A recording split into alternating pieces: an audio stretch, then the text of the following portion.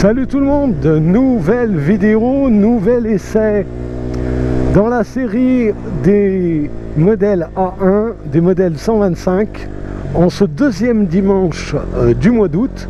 Et bien aujourd'hui c'est au tour de la KTM 125 Duke. Là.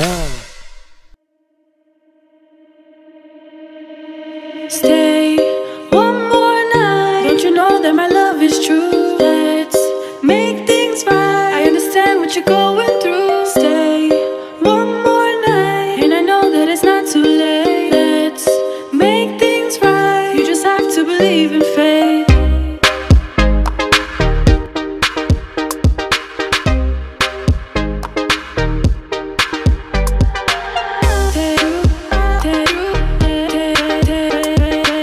C'est un modèle 2020. Voilà, je vous la montrerai tout à l'heure. Alors on pourra aussi tester un peu les performances de cette moto, parce que bien évidemment on va pas excéder les vitesses d'une version A2 ou d'une version A. C'est pour ça qu'aujourd'hui on peut utiliser le mot test, parce que là je vais utiliser le maximum de puissance qu'elle puisse avoir cette moto de 15 chevaux. On est sur un mono en 4 temps. C'est la Duke, vous la connaissez bien, mais je voulais aussi la montrer dans cette série que je vous ai créée là pour le mois d'août de 5 modèles. Et bien sûr je vous donnerai mon ressenti final. Là tout au long de la vidéo vous aurez mon ressenti sur une moto que je connais bien parce que j'en ai eu une, hein, une petite Duke, une petite Duchesse. C'était un modèle 2016. Là on est sur un modèle 2020. Il y a ce compteur TFT quand même qui est déjà au-dessus du compteur qu'on a pu voir sur la GSX-S Suzuki. Hein, je fais un comparatif aussi sur ces motos. Du moment où je commence à chercher une petite performance et que je commence à la tester, je peux la comparer aux autres. C'est pour ça que sur le ressenti dans la partie cycle, là c'est un peu plus riche chez KTM. Je sais qu'on a une fourche inversée, on a des bons étriers de la filiale Brembo, c'est Breb. Elle est plus haute qu'une version 2016. Alors ça se comporte bien parce que la partie cycle, c'est exactement la même partie cycle que la 390. Il y a beaucoup moins de tremblements, on est beaucoup plus confort dessus. La selle elle est bien, la position est bonne. Tu es dans le côté sportif de chez KTM là. Et les freinages, alors là c'est grandiose. Avec la fourche inversée qui fait bien le taf. Une boîte à vitesse qui passe bien.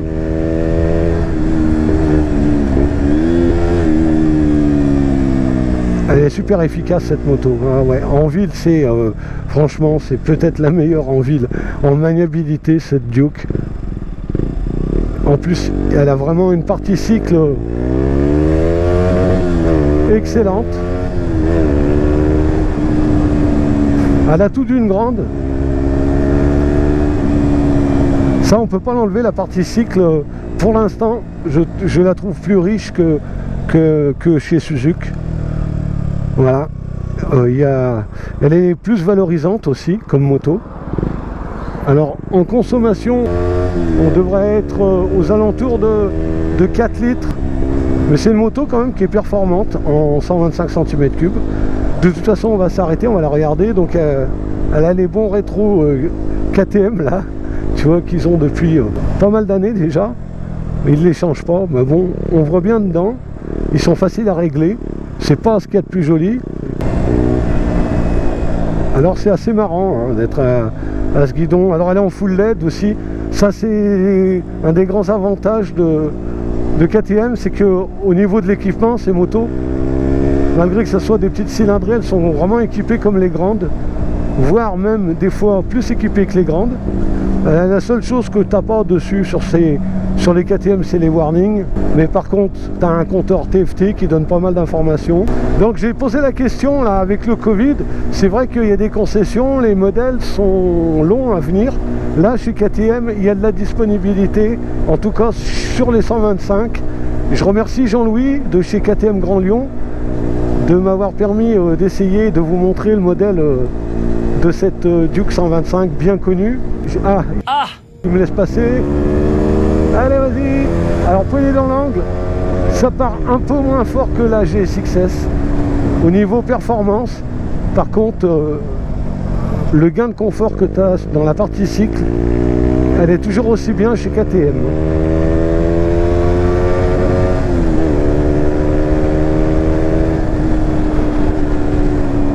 Alors tu as un guidon bien écarté là, tu vois, donc, mais c'est pas très large en fait, ça passe vraiment bien entre les voitures. C'est pour faire de l'interfile, à allure réduite bien sûr, mais faire de l'interfile avec cette moto, il n'y a aucun problème. En ville, elle est maniable. Sur route, elle se comporte bien, elle n'est pas défaillante. Elle a une super tenue de route. Allez, on y va. Ah, on sent la limite du moteur hein, quand même.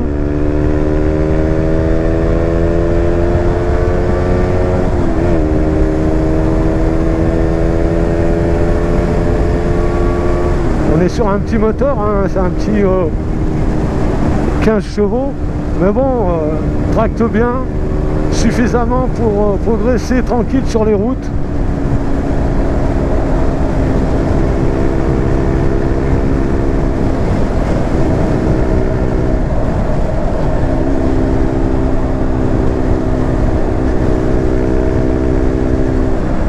Alors le freinage, j'adore, hein. C'est vraiment un super freinage.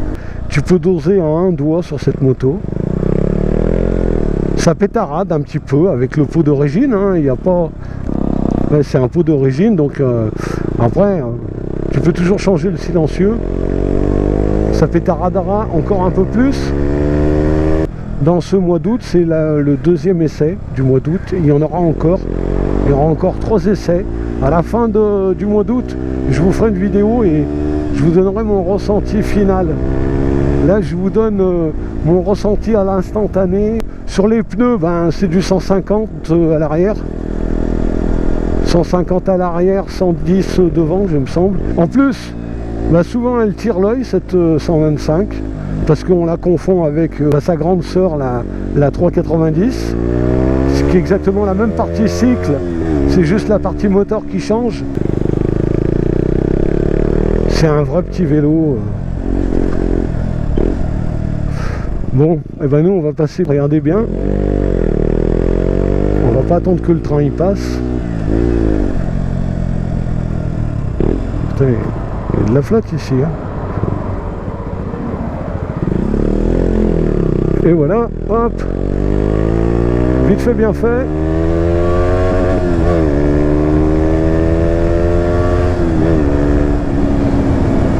Donc ça reste avec des vitesses raisonnables, hein, ce genre de moto, tranquille. Tiens, on va écouter la pétarade. T'as vu, le TFT s'est teinté dès qu'on a passé le tunnel. Hop, allez, on va se garer. Et je vais vous montrer cette Duke 125 de 2020. Trouve bien le point mort, la béquille facilement aussi. Voilà. Et voilà la 125 Duke 2020, il n'y a pas de changement sur cette moto. Elle a subi des transformations déjà depuis quelques années. Aujourd'hui on obtient un modèle fini.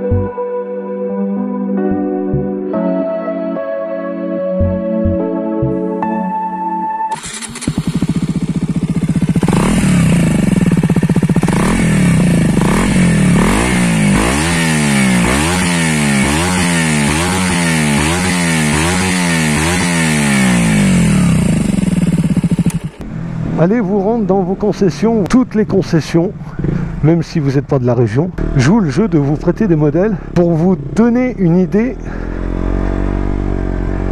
quand vous êtes sur la moto. Et c'est la seule meilleure façon de pouvoir se projeter sur un achat.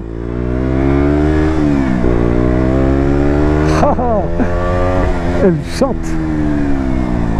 Et puis tu vois, les freinages sont pas ridicules, hein. Ah ouais. Ah, ça freine bien, Katoche.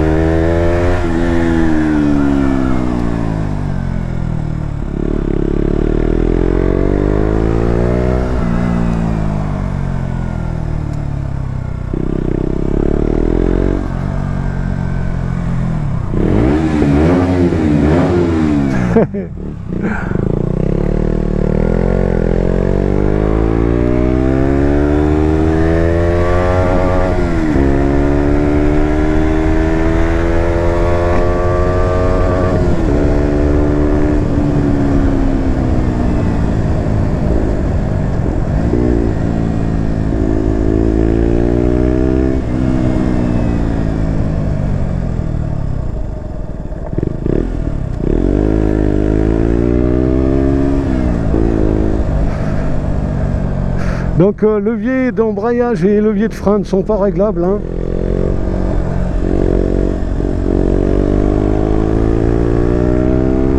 Mais c'est pas gênant. En tout cas pour s'initier à la moto, si tu n'as jamais fait de deux roues, ben franchement là c'est vraiment bien. C'est vraiment bien parce que ça va te permettre de comprendre le fonctionnement d'une moto. Tu seras pas surpris par la puissance parce que 15 chevaux en 4 temps, ça t'arrache pas les bras. Alors juste à savoir, hein, mais ça c'est pour tous les bicylindres, les entretiens sont plus réguliers sur un mono, il faut quand même le savoir, c'est important. Alors on va voir comment... Là ouais, elle est beaucoup moins performante au niveau puissance, je trouve. Cette Duke, elle marche bien, mais elle part pas aussi vite que cette GSX-S. Les rapports sont beaucoup plus longs.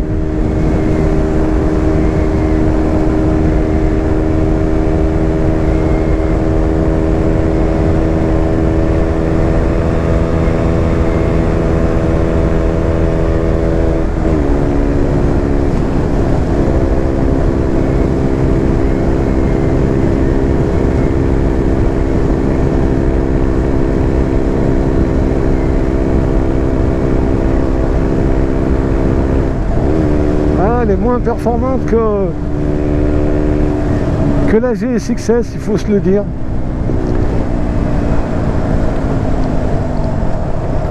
Oui, la GSX-S est plus rapide. Alors elle n'est pas la plus puissante en vitesse de pointe, ça on s'en rend vite compte, mais par contre quel confort on a dessus. Il y a beaucoup moins de vibrations, la partie cycle elle est beaucoup plus rassurante. Il y a un monodisque mais qui fait le taf avec une belle fourche inversée. Alors tiens, on va voir à combien je monte. Au même endroit, avec la GSX-S j'étais à 95, elle descendait pas, et là cette Duke en fond de 6ème dans la montée. C'est vrai que la vitesse de pointe sur la Duchesse, c'est pas que ça part à mi-régime, mais ça s'essouffle vite quand c'est tout en haut sur cette petite cylindrée. Bon, mais ça suffit largement hein, au niveau puissance pour faire de la petite route et de la ville. Donc du coup ça reste une moto qui est super agréable. T'es pas fatigué dessus, t'es bien. En plus elle est quand même valorisante. Et comme je vous le dis, souvent on la confond avec une plus grosse cylindrée.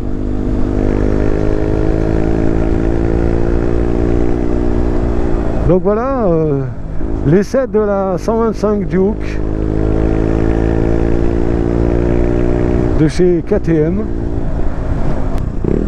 Pour moi c'est l'occasion de vous montrer dans ce mois d'août, il y aura 5 roadsters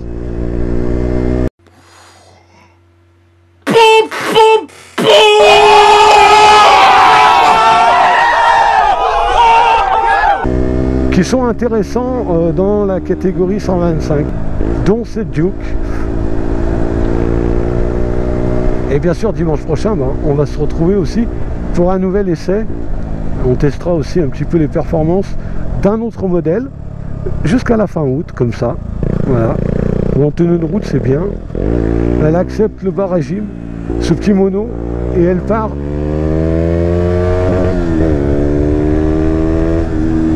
Elle vous procurera de bonnes sensations de pilotage autrement. Alors, ça, vraiment pour s'initier aux deux roues, cette Duchesse, elle est plutôt sympa. J'ai toujours aimé la tenue de route qu'elle a. Elle a une façon de se positionner dans les virages et elle est toute légère. Elle est super maniable.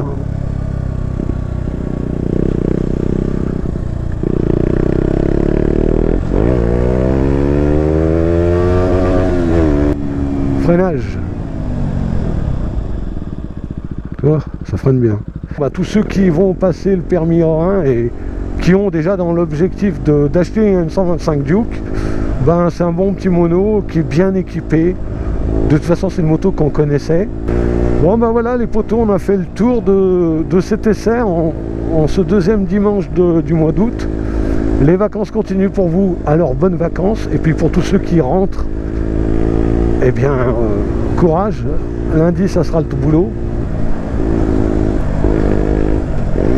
En tout cas, si vous profitez encore de l'été et que vous roulez à moto, bien sûr, je vous encourage de rester équipé. Moi, je vous donne rendez-vous dimanche prochain, et ouais, pour le troisième essai des modèles 125. Allez, salut tout le monde, ciao ciao ciao, bon dimanche à tous.